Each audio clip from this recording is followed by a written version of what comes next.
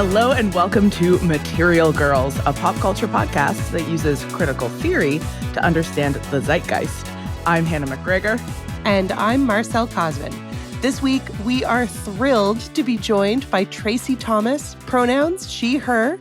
Traci is the creator and host of the critically acclaimed literary podcast, The Stacks. She is also a monthly contributor on NPR's Here and Now, a columnist for SheReads.com, the creator of the LAist live literary series, One for the Books. And also, you don't have to read about my stupid Substack. Just, that's enough. I fucking hate my bio. You've said too much about me, and nothing is important. Just, you nailed it. Let's move on, you know? Welcome, Traci. Hi. Traci. Yeah, leave that in. Leave that in. Me just being like over myself. Disgusting. I hate all of those details. Well, you know what? This is a perfect segue because this week we're talking about a memoir that was famously found to be largely, somewhat, partially, it's unclear, fictionalized.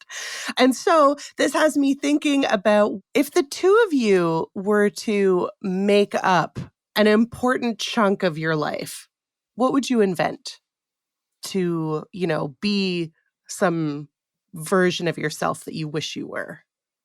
You know, I took 2 years off between high school and university because I wasn't planning on going to university. I wasn't. Joke's on you, past Hannah. I know.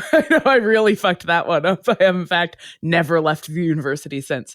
But I was going to be a writer, and I had this really romantic sort of like I'd been reading too much Gertrude Stein. I had this really romantic idea of like what being poor and a writer looked like. Mm-hmm. And in practice, it was unbelievably boring. But like for a variety of reasons, including that's like pre the social internet, like that was 2002 to 2004.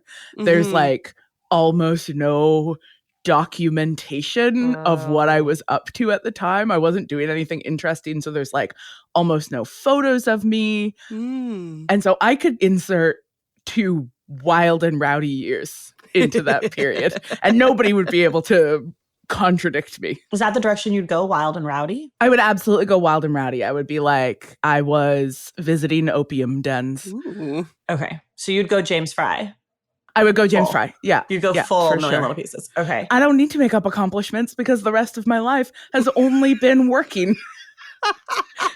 I haven't done interesting things since then. I've only worked. That makes sense. Oh, boy. I might just like embellish things. Mm-hmm. You know, like I might give myself another degree, maybe. I don't know. Hell yeah. Nobody looks those up.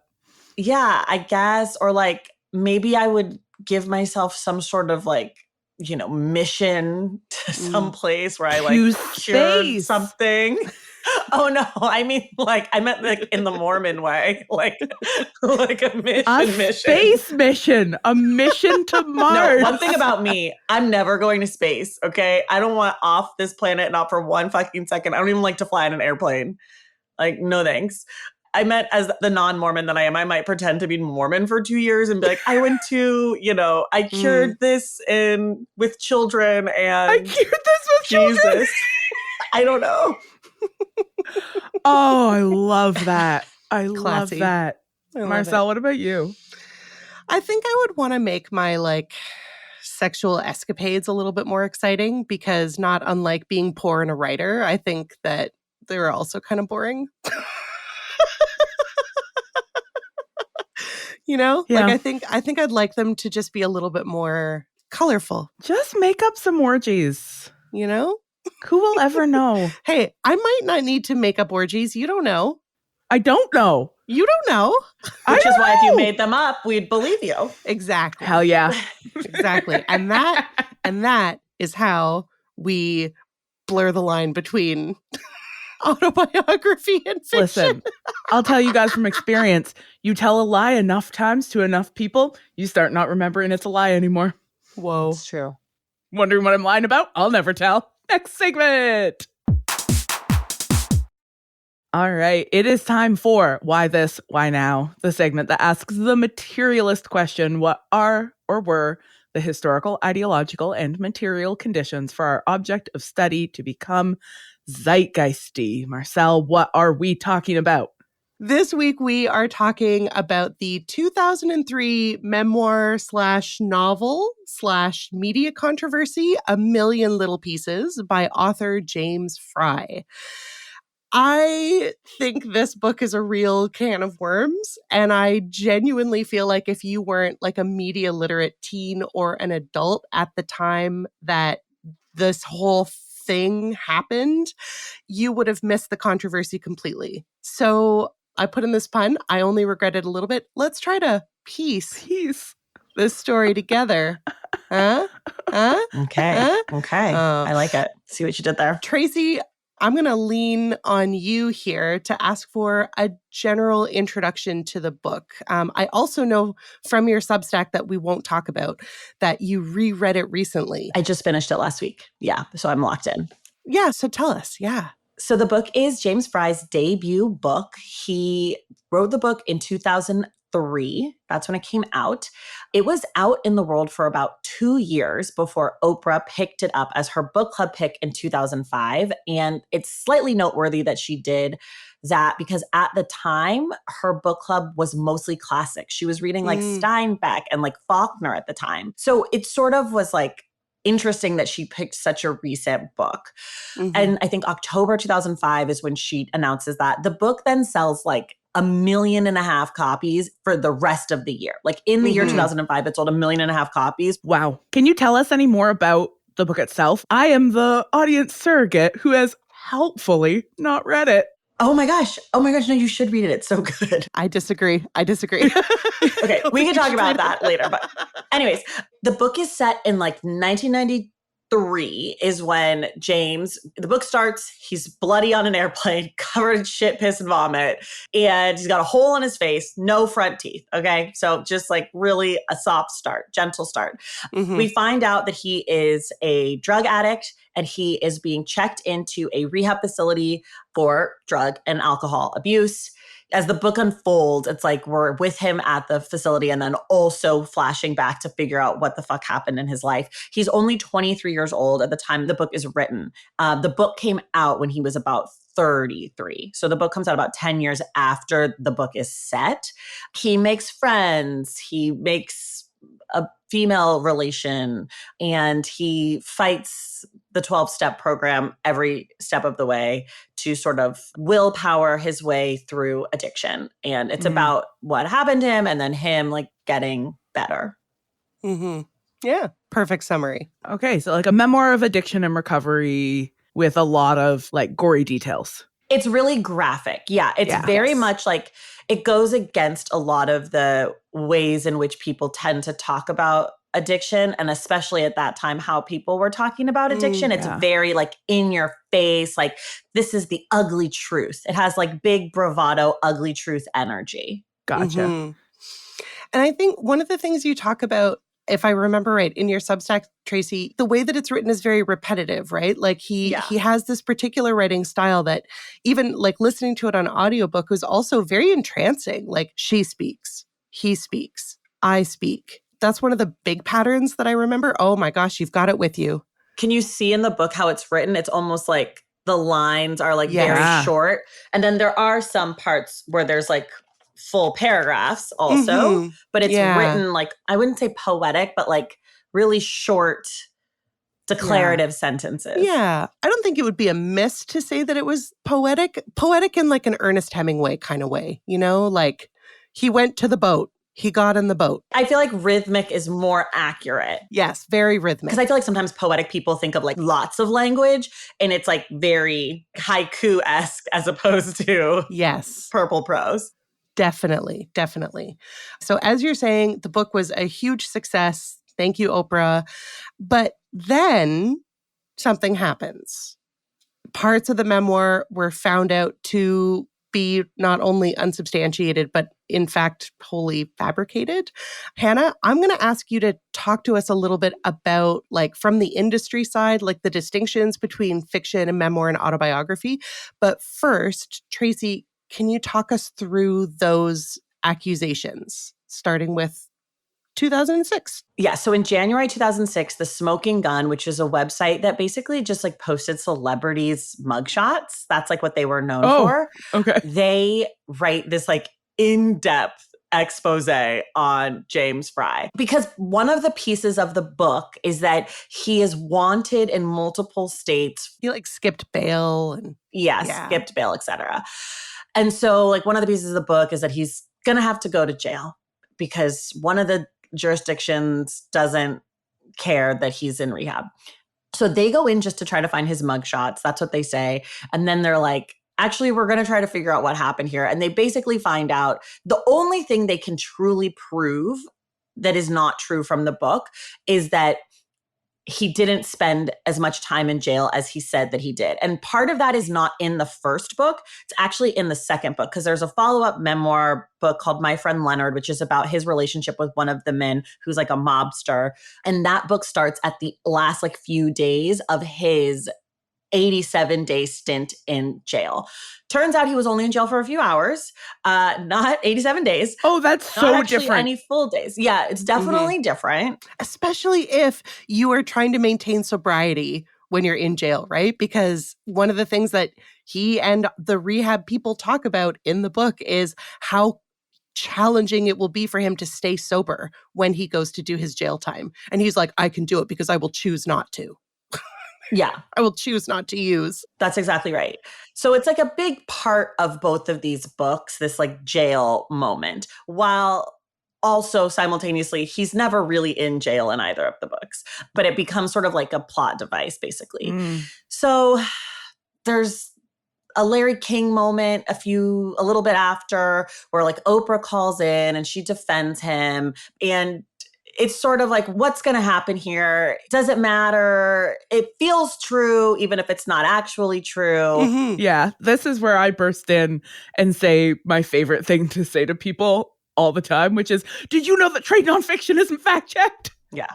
So this is a really important part of the landscape of nonfiction publishing, is that the distinction between fiction and nonfiction primarily has to do with like BISAC codes and marketing decisions.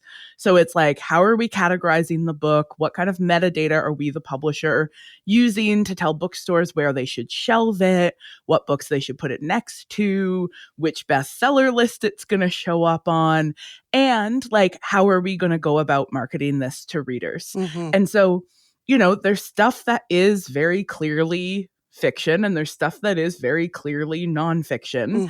And then there's a bunch of stuff in the gray area in between. And when we talk about something that's like, say, a highly fictionalized autobiography, there could very well have been conversations behind the scene about like, how are we actually going to position this, right? Like, what decision are we going to make about how much we, for example, in the marketing of this book, align it with the author, their personality, their story. That happens in fiction as well, right? Like that you'll say, okay, we're marketing this as fiction, but the proximity to the author's story is going to be a really important part of how we tell the story of this book. Right. And all of that is about the sort of operations of book publishing as an industry. It's not about anybody at any point checking how much of the book is true. Right. Because nobody is checking if books are true. Well, that's not totally true, right? So an author can hire their own fact checker. And oftentimes, like if you read the acknowledgments, you'll see, I want to thank my fact checker.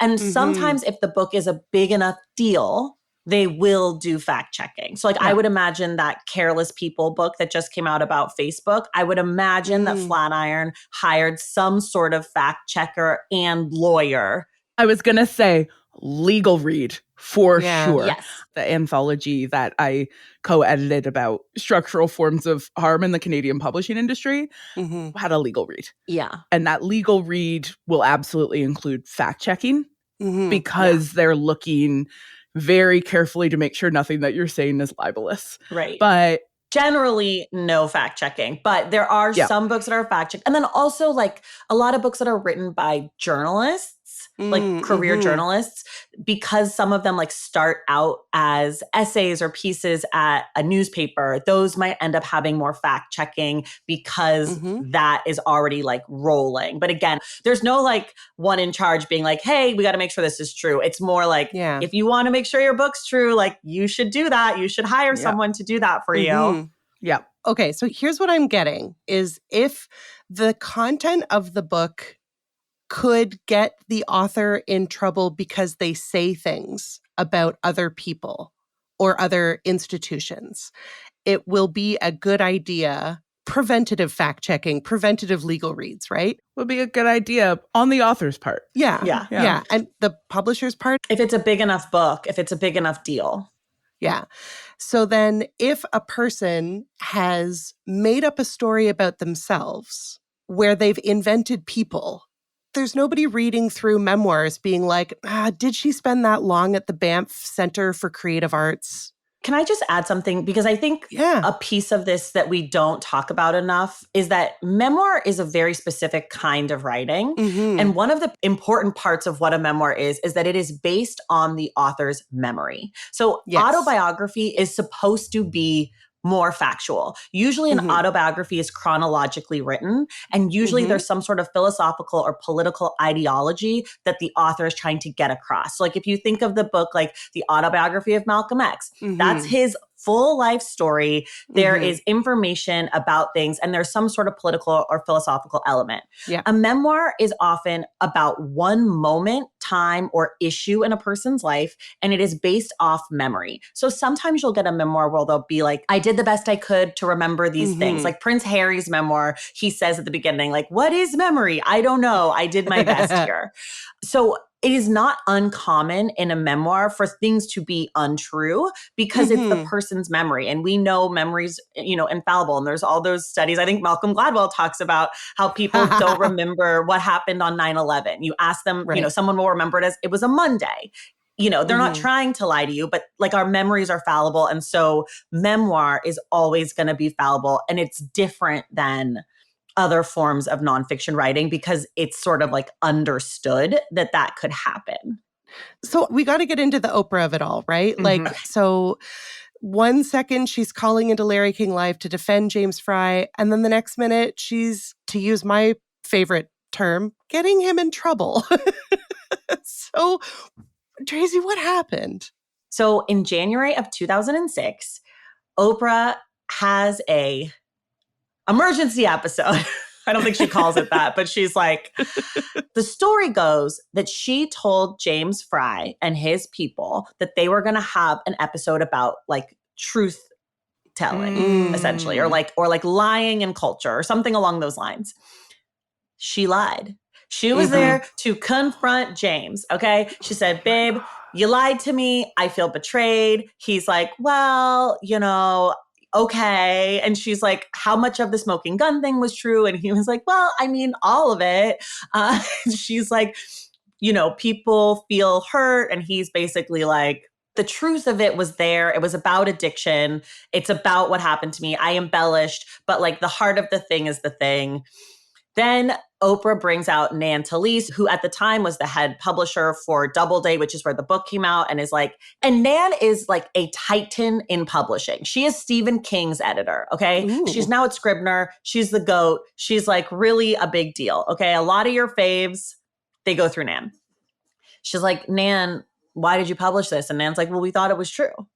And Oprah's like, you told me that there was a fact check. And Nan was like, yeah, there was. I mean, sorry about it. Sorry about it. Doubleday eventually goes on to be like, if you were personally harmed, you were lied to, you can send us a page from the copy of your book to prove that you own the book and we'll send you some money. And I think that ended up being like not a lot. Like they didn't lose a lot of money on the book because this book was, Marcelle, you can tell me I'm wrong. The book is good and people liked it and it did things to people, myself included. Yeah. So like I remember in 2006, I read both books right before this came out, over winter break in college, going from 2005 to 2006. And I cried, I journaled about it, I was moved. And when this news came out, I said, well, the books were still really good. Like Mm. so many fiction books wish they could do this. Like I felt things. So for me, I'm on team. I'm not going to get a refund. I'm going to hold on to my copy from 2005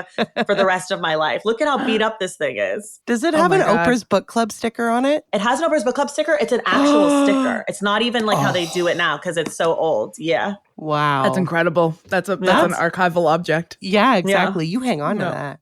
Yeah. I love it. Can I ask, do we know anything more about this legal settlement? Because that's wild. That seems to me to really be establishing a precedent where, like, if you read a book and then you Google some stuff and it's not true, you can demand your money back. Yeah. Oprah did not participate, to the best of my knowledge, in this lawsuit. It was readers who sued Doubleday, and Frey, in a settlement, agreed to pay out those refunds. So I think it was like 1,700, 1,800 readers got refunds. But if we think about the book selling millions of copies, that's a drop in the bucket. And buying the book through the sort of like legitimization of Oprah's book club, right? That like there is this cultural impact that Oprah has where like she's lending her name to a thing. And so it's like when it came out that it was untrue, it's like it undermined her authority as well. Absolutely. Traci, do you have a theory? Do you have a theory about like why Oprah was so bad?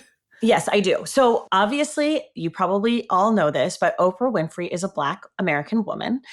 And at the time, she was a huge star and she had this book club and it was relatively new. And a lot of people sort of thought that it was bullshit and thought that she was bullshit, that she was reading books that everybody already knew and were already established, and that she wasn't necessarily a literary person or a literary tastemaker. Because prior to that, like cultural recommendations came through cultural elites.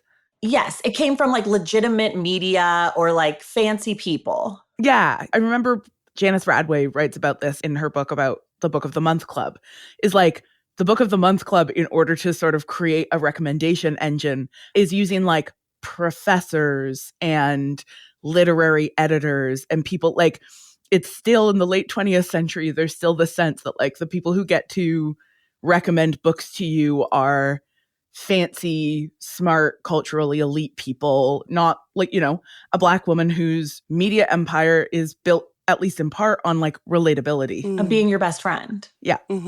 So I think what ends up happening is she picks this contemporary book. She sort of tries to be a tastemaker with this book in a way that she hadn't been before. Everything she sort of picked before were things that people knew and had some sort of, you know, cultural cachet. And what ends up happening is she gets duped, and it's a way for people to be like, Oprah doesn't belong here. And I think more than anything, people wanted to punish Oprah more than they cared about James Frey. Nobody cares that the memoir had lies in it. Maybe there are a few people who think, oh, this is bullshit. Or like maybe, you know, there are people who are impacted by addiction who felt like it wasn't a real representation here and there. But the big story is that Oprah was lied to, and she should have seen this coming, and she failed the culture, and she lied to you, and she let this happen, and we're going to punish her because we love to punish Black women, and she's getting too big for her britches, and how dare she have a book club. And so to me, looking back on this now, like 20 years later, it seems so clear to me that this was always about punishing Oprah and never about James Frey lying to anybody. Like we all said, people are lied to every time they open a memoir. Your favorite memoir? It's full of shit, you guys, okay? That didn't fucking happen. I am so excited to have this deeper conversation about sort of Oprah as tastemaker and how she is the person who is being punished. I'm wondering if maybe first we can spend a little bit more time talking about this idea that memoirs are full of lies. Sure. Let's do that in the next segment. This segment is called The Theory We Need. Marcelle, what theoretical framework do you have to help us make sense of why a heavily fabricated memoir could be treated as a national betrayal? Well, gosh, you guys, I thought it might be useful for us to look at the term life writing. and to think about the different forms and expectations that we have as readers when we pick up, say, a memoir or an autobiography. So to do this, I'm drawing heavily on Sydney Smith and Julia Watson's book, Reading Autobiography, A Guide for Interpreting Life Narratives, second edition. It was published in 2010. The first edition was 2003. To start us off, Traci, could you please read this opening quotation from Smith and Watson's book? Quote, "What could be simpler to understand than the act of people representing what they know best, their own lives? Yet this act is anything but simple, for the teller of his or her own story becomes, in the act of narration, both the observing subject and the object of investigation, remembrance, and contemplation. We might best approach life narrative then as a moving target, a set of shifting self-referential practices that, in engaging the past, reflect on identity in the present." End quote. Beautifully done. Thank you so much. So given these shifting self-referential practices, it won't be surprising that there are many different categories of life writing, and depending on things like authorship and genre, some categories are taken more seriously than others. So we have memoirs, biographies, autobiographies. What are some other kinds of life writing that we might engage in or pick up to read? Hannah, Traci, what do you think? Collections of correspondence, like Ooh. exchanged letters between two writers. I love those. Yeah. I love a collection of correspondence. Personal essays, Yes. Mhm. Yes. Scrapbooks. scrapbooks. Would you consider epistolary writing? Absolutely. As long as it wasn't fictional. Travel logs? Travel logs. Yes. Good. Great. Can I just say something really quickly? Yes. I don't mean to plug my Substack again, but do you guys know that I did I have this new series on Substack called The Nonfiction Files, and my first post was like a taxonomy of nonfiction, and I like broke this down and like did a whole mind map and everything. Incredible. Anyways. Yeah. Well, we might also think about these new forms of writing as well, right? Like in addition to the taxonomy of nonfiction, there's also your Substack is also a kind of life writing, right? Yeah. Our social media posts. Instagram captions. Yes, totally. And in their own way, like a group chat. Like Yes. we're engaging in life writing on multiple stages simultaneously as well. That's right. Well, listen, I know that people listening right now really want to know what the name of Traci's Substack is, and I could make you wait until the credits, but I'm not going to. I'm going to tell you that Traci's Substack is called Unstacked. Okay, cat's out of the bag. And if you go in there, you can find a taxonomy of life writing forms, which like... Well, it's all nonfiction. All nonfiction. Oh, Yeah. hot. Yeah. Here's the thing. Scholars of life writing study all kinds of genres and media, forms, styles, yet autobiography continues to hold a privileged position in the literary tradition of what Smith and Watson call self-life writing, or what many scholars have now come to just call life writing. Hannah, could you please read the next quotation from Smith and Watson? Quote, autobiography, as we have seen, became the term for a particular generic practice that emerged in the Enlightenment and subsequently became definitive for life writing in the West. It remains the widely used and most generally understood term. The term privileges the autonomous individual and the universalizing life story as the definitive achievement of life writing. I need you to unpack that for me later. Early 20th century theorists installed this master narrative of the sovereign self as an institution of literature and culture and identified a canon of representative self-life writings. Implicit in this canonization, however, is the assumption that many other kinds of life writings produced at the same time have lesser value and were not true autobiography. The slave narrative, narratives of women's domestic lives, coming of age, and travel narratives, among others, end quote. Thank you. Okay, sorry, can you unpack autonomous, individual, and universalizing life story? Can you? What that means? Yeah. So actually, Hannah, you introduced me to the term hagiography. So like when somebody dies, there's this like definitive reflection written of them where we identify the individual and all of their great achievements, et cetera, right? Yeah. It's literally the life of a saint. Yeah. Is what hagiography means originally. The way that a hagiography works is like everything is heading towards the miracle. Mm-hmm. And so you like rewrite everything prior to that as always inevitably heading towards the miracle. So I think when it's like when you're doing that retrospective, it's like, yeah, this person has died, they achieved something great. We're going to tell their life story in a way that suggests that everything that preceded that great act Mm-hmm. was in some way causal of that great act. Right. So like really intentioned myth making. Yes. Yeah, definitely. But not myth in life writing, right? Intentional myth making that is making claims to truthfulness. I think that's going to be really confusing for the listeners. Is it a myth or is it truth? I'm thinking of myth making in the sense of like the story we tell ourselves about America. There's a myth of America that has become like the identity of America, but it's like you're writing towards this idea of a person that excludes the things that don't fit the saint act at the end, kind of. I might use the term grand narrative instead of myth because I think when we hear the term myth, we think like this is a thing that's made up, right? This is a story. It's not real. But you're right, because the myth that we tell ourselves about America, it is a myth, right? It is made up. Yeah. But it has meaning to people not as a made up story, but rather as truth. You know? Truth. Mm-hmm. This is the fetish of the autobiography, right? That it is this kind of apex of writing that has this capacity to tell these grand narratives. And that as a person writing your own, that is like the greatest achievement you can achieve as a writer. Mm-mm. Does that kind of make sense? Yeah. I think that gets at what Traci was saying earlier about sort of, you know, memoir versus life writing. And we'll come back to the memoir of it all, but like memoir versus autobiography, right? The idea that autobiography has to have this sort of grand narrative, That's right? The sort of structure and a thesis and something significant that it's working towards. And that this then becomes, this version of telling a story about your own life becomes the sort of ideal of life writing, maybe prior to the memoir boom. Absolutely. Prior. Late 90s, early 2000s. Yes. Yeah.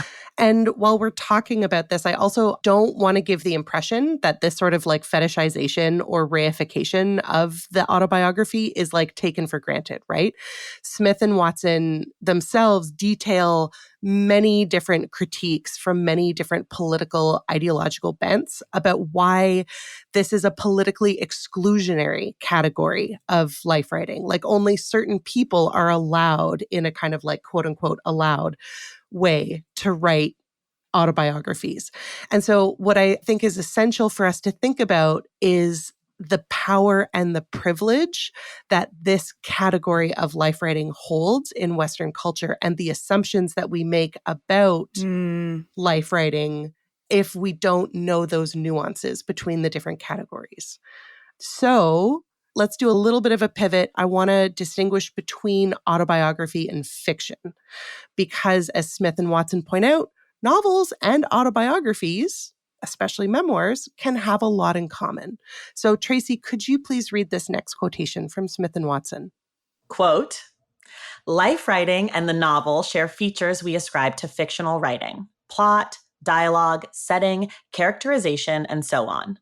But they are distinguished by their relationship to and claims about a referential world.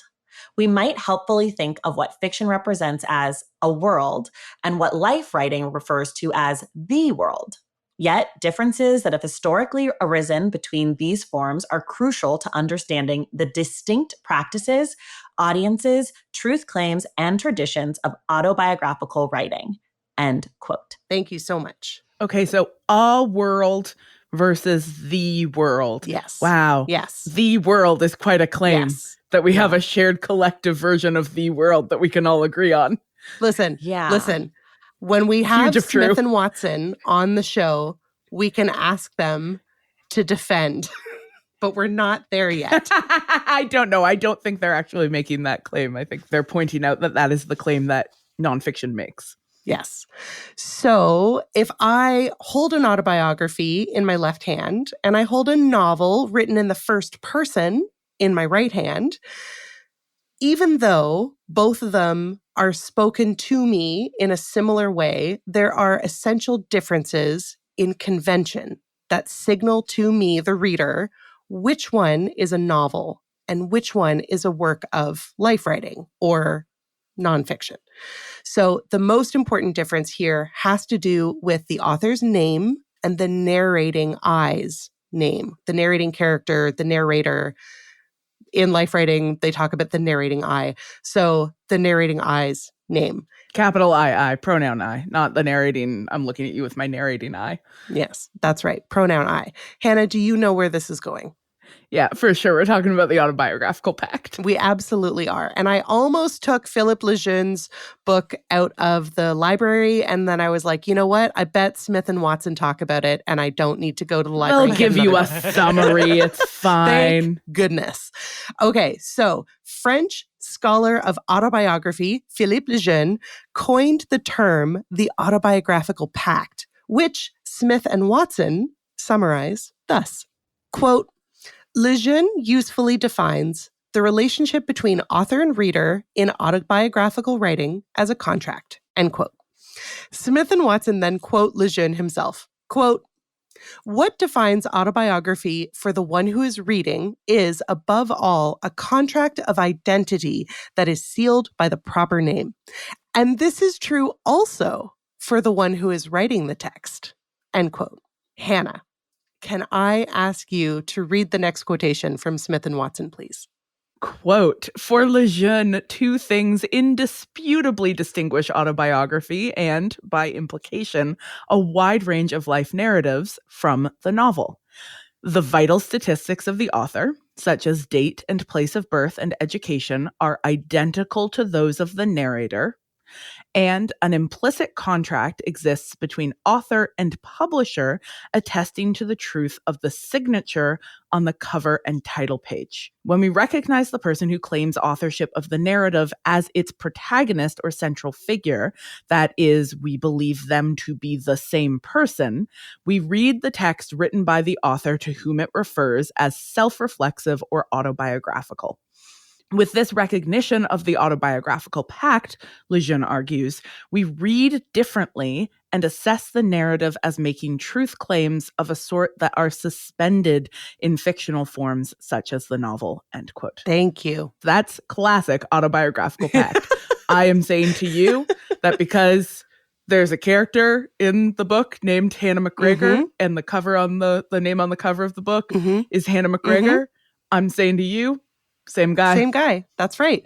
And so if we then use James Frey's A Million Little Pieces as an example, the narrating I of that text is not only James, but specifically James Frey. He uses his full name in the book. So when narrator James Frey talks about his parents, Lynn and Bob Frey, we, the readers, take for granted that James Frey's parents are named Lynn and Bob, and then that they said and did the things that narrator James tells us they did. And when narrator James Frey tells us that he underwent a root canal without anesthesia, we take for granted that author James Frey himself raw-dogged that root canal. And as Lejeune points out, we read and interpret the story of that root canal without anesthetic completely differently, depending on the truth claims inherent in the autobiographical pact. So at the end of the quote that Hannah read, how does that work if a book is written by Traci Thomas and the lead character is Traci Thomas, but it says a novel? Is it the name that's doing the work, or is it a novel that's doing the work? I think that is a wonderful question that they don't address because they're not talking about novels. Right, but he says that we suspend our disbelief in a fictional form such as the novel. So he's putting it up against them. He's not talking about the novel, but he is talking about the novel. It's interesting there because the work of the novel appended to the front of the book is doing, like, it has to be there to contradict the autobiographical pact. That the autobiographical pact functions such that if these names are the same, I'm going to assume truthfulness unless you intervene in a deliberate way that says, actually, no, we're not doing that. So it's like, you've got to put that on there to be like, we're doing something different here. Otherwise, there is an implied continuity of character and writer. Right. Sometimes, like in novels, which I know we're talking about, an author will be writing something and there won't be a character's name. Right. It'll just be, I did this, I did that. And I think sometimes those books, like I think the autobiographical pact is sometimes stronger than anything a publisher can do to protect against it. That like the way that storytelling works and like the history of oral tradition and all of these things, we are predisposed to believe other people. Yeah. So even when it says like a novel, like if this book said a novel, I'd be like, well, obviously this happened to him. Like obviously it's James Frey and it's James Frey. Like obviously it happened. Even if they're like, bitch, I'm lying. Yeah. So I think that like I just think it's really interesting to think of like the strength of the autobiographical pact versus like the actual desire to get a reader to understand what they're reading is true or not. Totally. Yeah. And this is something that like postmodernist writers play with a lot, right? Where they will like have a narrator or an intervening voice in the text that like, when I try to teach stuff like this to students, they're like, well, that's the author. And I have to be like, no, it's a character that is pretending to be the author, like trying to ingrain in readers that there's a difference between the author and the speaker or the author and the narrator is so hard because of exactly what you're describing, Traci. Yeah. It's so historically contingent too. And I know this is a thing that Smith and Watson also write about because I have also read this. They talk about how like the expectations of truth and what truth looks like and sort of shared versions of the world are different historically and culturally. And so it's like, we might now as contemporary readers read like the life writing of a 15th century like religious figure and be like, well, they're obviously making shit up because a bunch of stuff happens in this book where like an angel comes and talks to them. And it's like, no, we're not doing a thing where we like contest worldviews.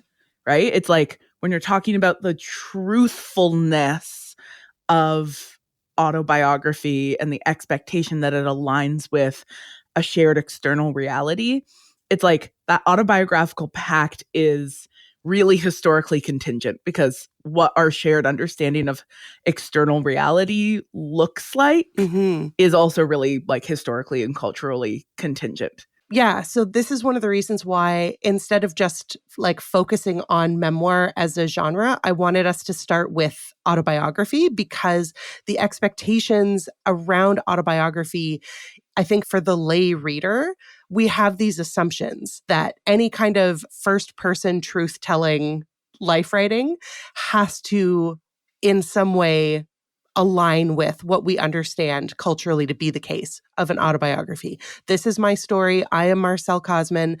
Everything I am telling you is true. And this is the story of my life or a piece of it.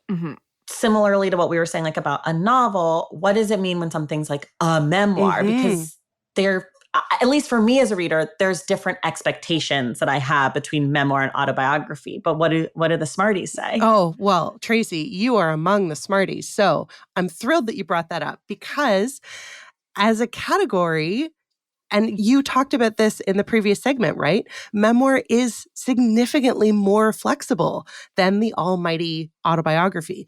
But colloquially, the terms memoir and autobiography are often used interchangeably. So, for example, Smith and Watson point out that memoir, quote, is now the word used by publishing houses to describe various practices and genres of self-life writing, end quote.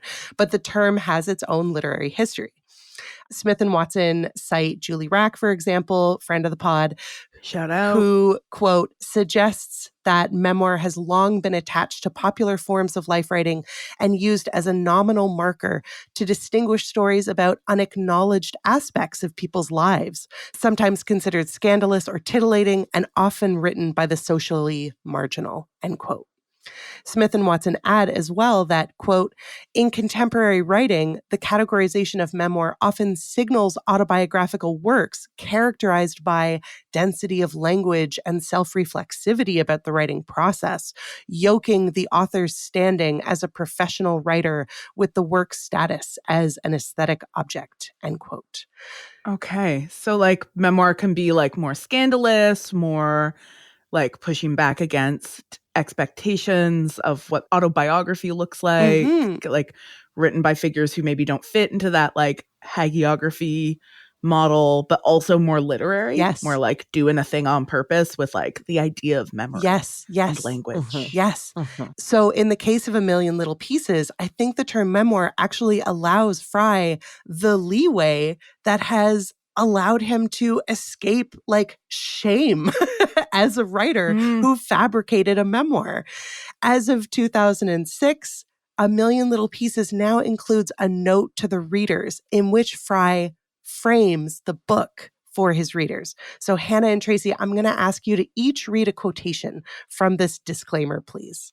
Quote, I didn't initially think of what I was writing as nonfiction or fiction, memoir or autobiography. I wanted to use my experiences to tell my story about addiction and alcoholism, about recovery, about family and friends and faith and love, about redemption and hope. I wanted to write, in the best case scenario, a book that would change lives, would help people who were struggling, would inspire them in some way. I wanted to write a book that would detail the fight addicts and alcoholics experience in their minds and in their bodies, and detail why that fight is difficult to win. I wanted to write a book that would help the friends and family members of addicts and alcoholics understand that fight. End quote. Continuing, quote, I made other alterations in my portrayal of myself, most of which portrayed me in ways that made me tougher and more daring and more aggressive than in reality I was or I am. People cope with adversity in many different ways, ways that are deeply personal.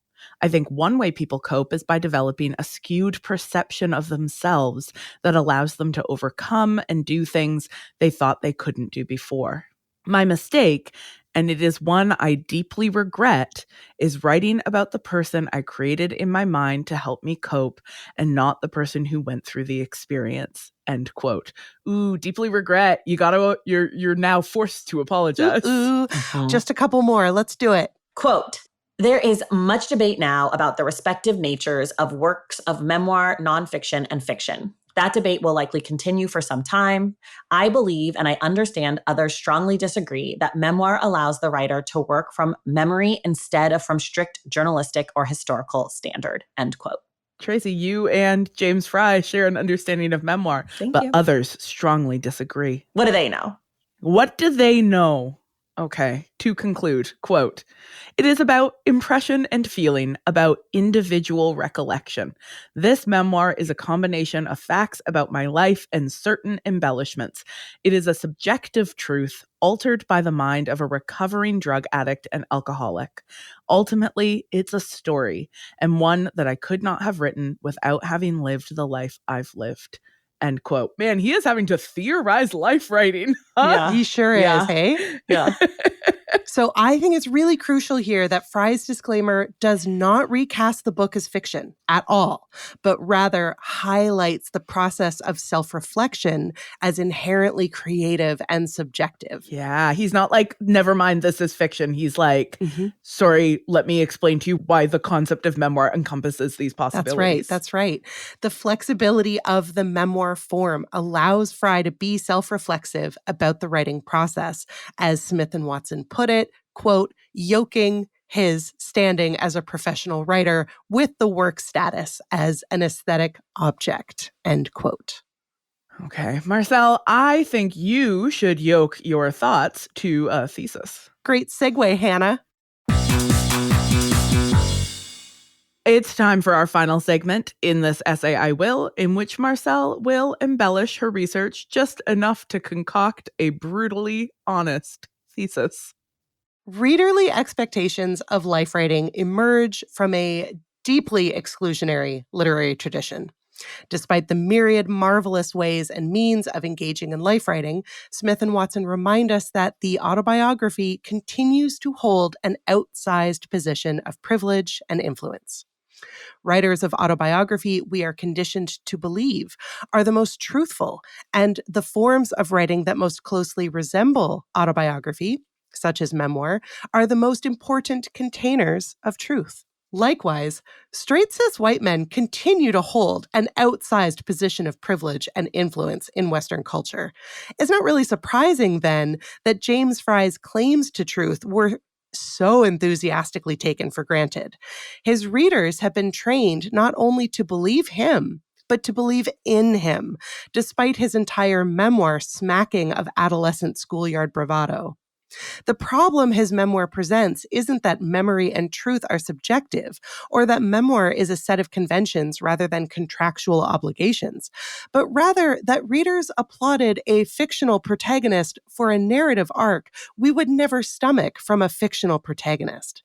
In this essay, I will... Okay, I feel like we can't talk about memoir, especially right now, without talking a little bit about autofiction. As I read this book this time around, I kept thinking, like, why didn't they just call this autofiction? And I did go back a little bit and do a little bit of research, and autofiction was around at the time the book came out. Because at first I was like, oh, maybe autofiction is a new thing because it's sort of new to me. Mm-hmm. But it's been around for a long time, and especially popular starting in the 90s. So it wasn't like that wasn't an option. Traci, can you tell us what autofiction is? Because I've heard of the term, but I actually don't know anything about it. Basically, autofiction is exactly what James Frey did, except for that it's classified as fiction. Okay. So it's when you take your life story and you fictionalize it just enough, because maybe you can't flesh it out as a memoir. Maybe you don't want people in your business like that. Mm-hmm. Maybe you're a fiction writer and you feel like you need to embellish it enough to make the narrative arc work or to make your main character have a little more bravado.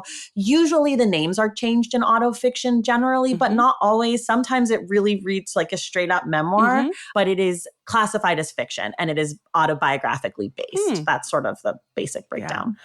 It's usually because autofiction is a form that is playing with the space between reality and fiction. That is like usually sort of leaning in some way into this, like, well, what is truth and how do we even know in the first place what constitutes the true?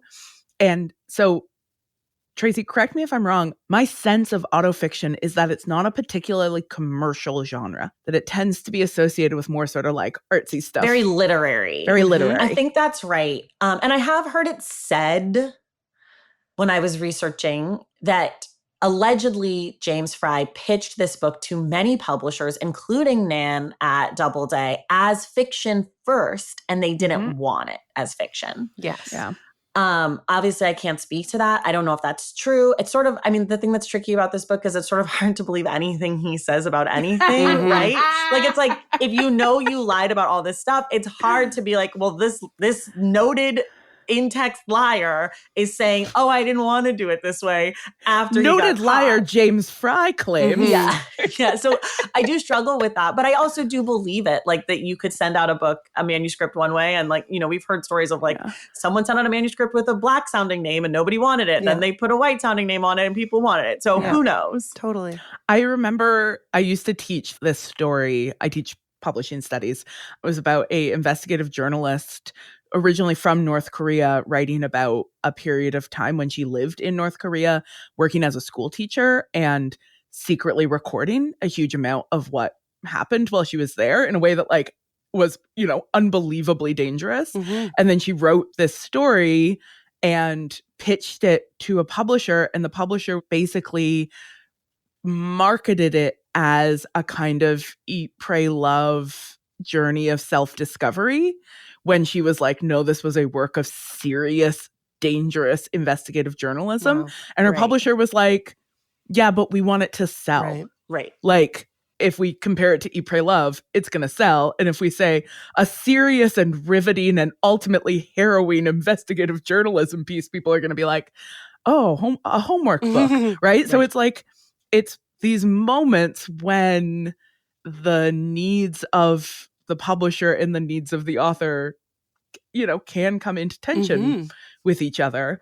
And I can see this being, like, if hypothetically he did come with this, this is highly fictionalized, this is me like trying to write this very heightened story because it's through heightening that I can actually portray to you what this experience felt like. Mm-hmm. And he's trying to say, like, let this be a novel or autofiction or something experimental. And the publisher's like, we're selling this as a memoir, dude. It's going to sell well if we call it a memoir. Right. I can see that.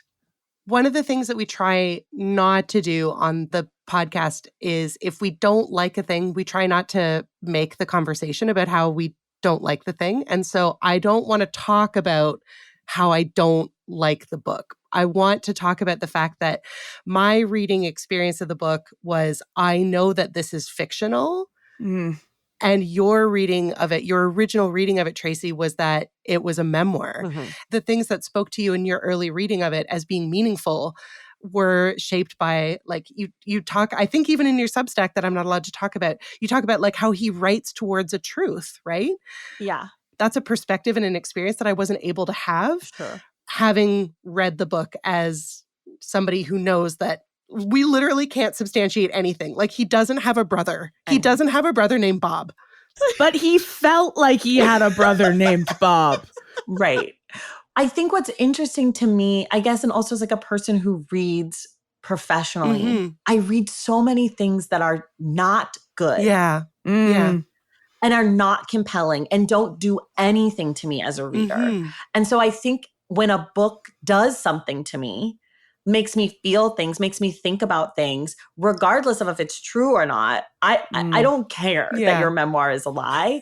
Because I read memoirs that are like deep, like people who take memoir writing so seriously and are like, have citations. And I'm like, but your book is bad. Or like, this is boring. Right. Or you didn't do the thing you thought you were doing. I mean, the criteria that I use when I evaluate a book is, what was the author trying to do? Did they do it? And did I like that? Or like, did I personally enjoy that? I apply that to everything. I apply that to movies. I apply that to like a dinner out. I'm like, what were they trying to make? Did they make that thing? And did it taste good? Right. And so I feel like I don't care about the truth, especially if it's a memoir. I do care about the truth if I find out you fabricated things in a piece of reporting. Right. Like, that is bad to me. Yes. And that is upsetting to me because the understanding is different. But I don't feel emotionally attached to the honesty of this book. Granted, on this reread, I certainly was like, can we substantiate this? Is this real? There's no way that happened. But then I think about things that I know that have happened. And I'm like, if you wrote this as fiction, no one would believe you. So I do understand that. I'm sure there's things in this book that are actually true that I would be like, there's no way. Yeah. And then there's things in this book that are probably totally lies that feel so believable. Right. Yeah. Maybe to close the loop, bring it back to the Oprah of it all. Oh, yeah. Because I kept thinking, Marcelle, as you were teaching us about the history of life writing, about that, like, that privileged nature of autobiography and its exclusionary function, right? That is like a narrative form that is wrapped up in the cultural prestige of white masculinity, and that is expected to take particular shapes, and that we know, like, very specifically the life writing of Black people is excluded from the category of autobiography for most of the history of the genre. And here we've got Oprah as this, like, much beloved Black public figure who, by the time of her book club, people have been watching her for years, right? People have been, like, engaged in her life, feel this sort of proximity. Never mind that, like, her work is not going to be sort of canonized as life writing because it doesn't take the form that, prestigious life writing is expected to take. But this sort of, like, yes, this was an outlier from the other books she'd been choosing for the book club. And also, it's, as we have been learning, it's a genre that really is associated with prestige and canonicity and serious literary qualities. So it makes even more sense to me in light of that history that outrage of the audience would have been about the role that Oprah was taking on being the recommender, right? The sort of intermediary role of saying like, I am vouching for the truth of this thing. That's like, would anybody even have checked that closely if it hadn't been Oprah recommending it? The book had been out for over 2 years by the time this came out. Yeah. Yeah. Nobody checked. Nobody cared. Yeah. And I think like also just to contextualize Oprah a little bit more in this moment in the mid 2000s, she's been around for 20 years at this point, but she's not actually taken seriously like we take her now. She's not nighttime news. She's daytime television. Right. She's women's television. She's not everyone's best friend. She's your mom's best friend, right? Like she's a housewife's best friend. She's not Barbara Walters. And so I think there's also this, how dare you think that you can canonize any literature, right? Like, how dare you think that you get to say who's who and what's what in a way that now, obviously, that's so different. Like, every woman has a book club, including me, right? Like, but it's like a totally different space that she was really putting herself out and into. And I think, again, like I said before, America loves to punish Black women. Yeah. And I think that as soon as the opportunity arose, and this had happened to Oprah previously, I mean, the whole cow situation, the mad cow thinking disease. about the mad cow situation. Yes. And like, people still think that Oprah owes America an apology about Dr. Phil or Dr. Oz. And like, yes, she brought them to us, but they are liars on their own. Yeah. She didn't make them lie. She was duped too, or whatever.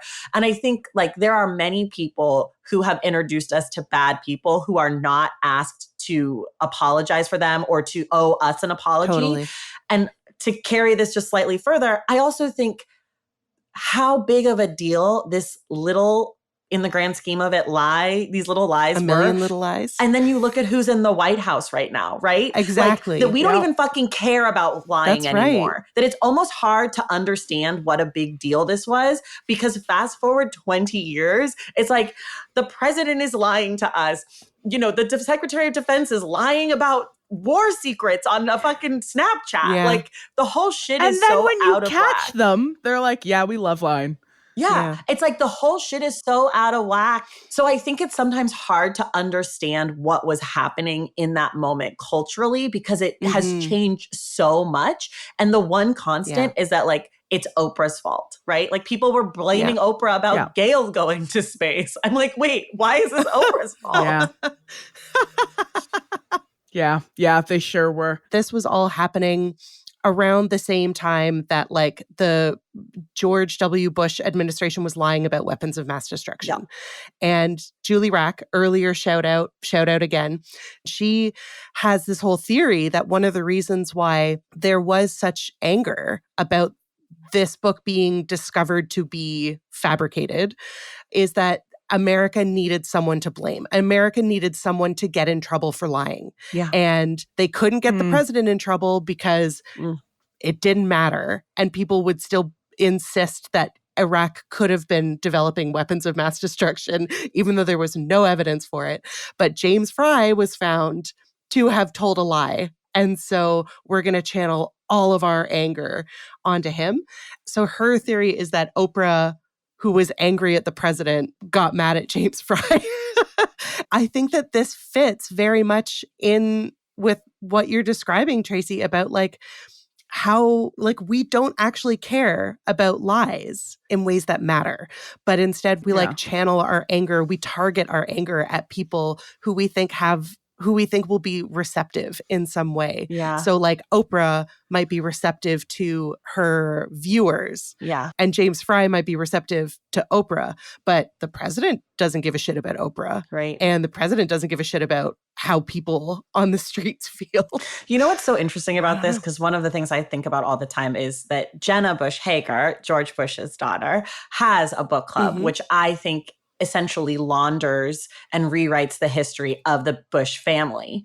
And like her becoming this sort of literary influencer is a way to sort of rewrite the history of, being war criminals and like between her dad and her grandfather. And I think it's interesting that it comes back kind of to the book club of it all. Like people don't even like know that Jenna Bush Hager is George Bush's daughter. Like we've moved so far away. The whole reputation has changed. And then she picks these books that are like, you know, sort of progressive or talk about whatever.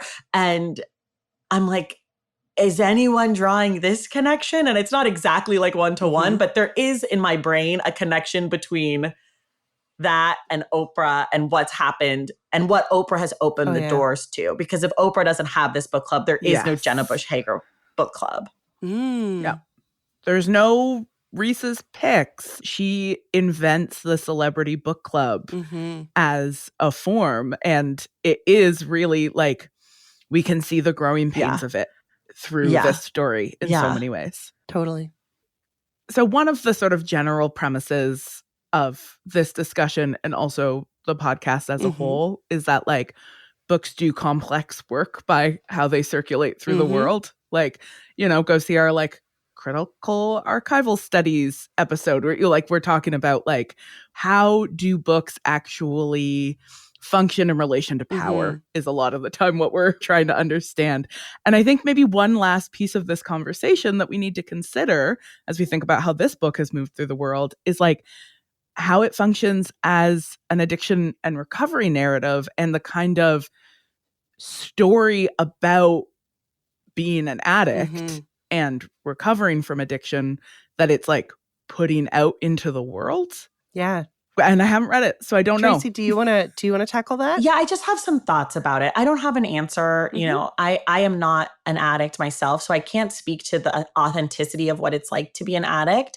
But I do think, you know, if I'm just using my brain, that this book certainly might be pretty harmful in those communities simply because it embellishes so much that it romanticizes the thing, you know? And like I said before, like the truth of it doesn't bother me. In this reread, what did bother me was like, it feels a little tidy. It feels a little clean. You know, at the end of the book, we get a list of all the characters and what's happened to them. And I won't spoil that for people who haven't read the book because even on my reread, I was like, oh my God.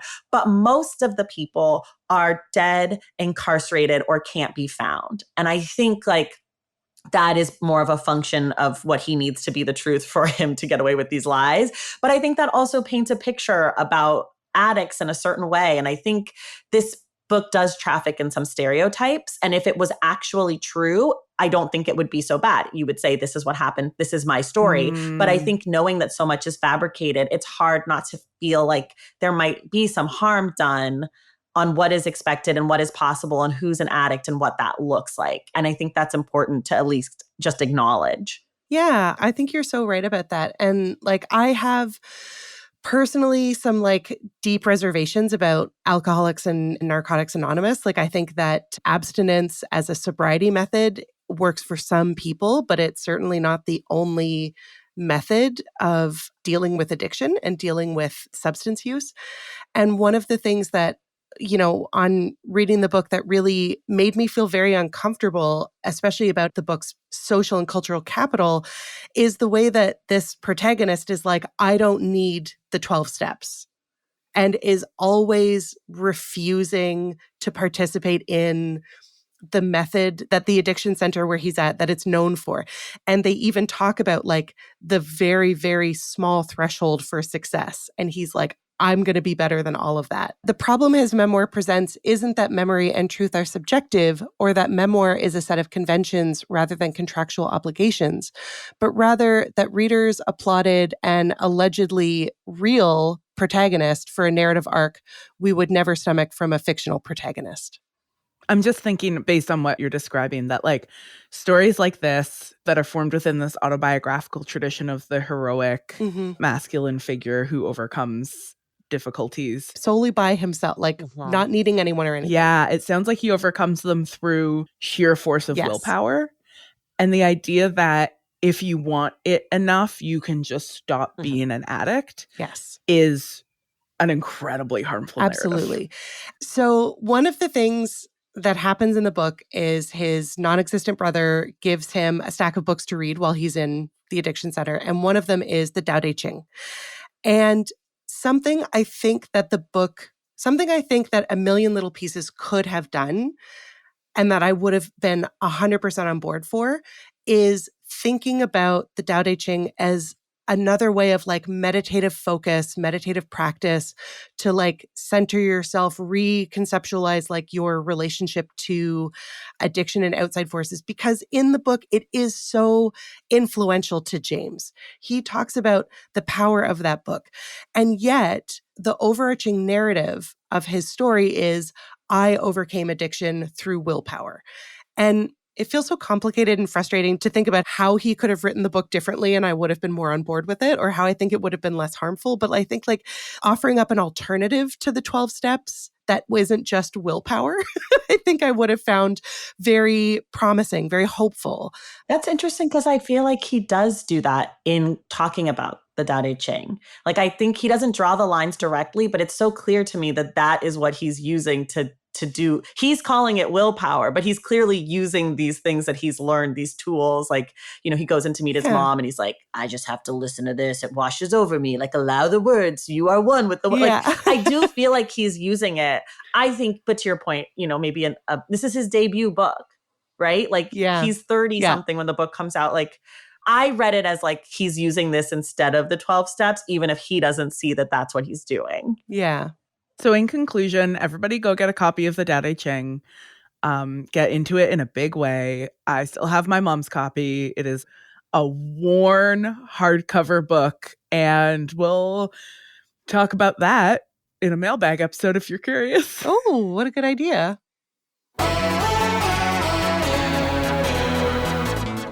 Material Girls is a Witch Please production and is distributed by Acast.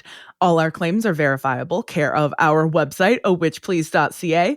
There you'll find transcripts, reading lists, extensive bibliographic records, and merch.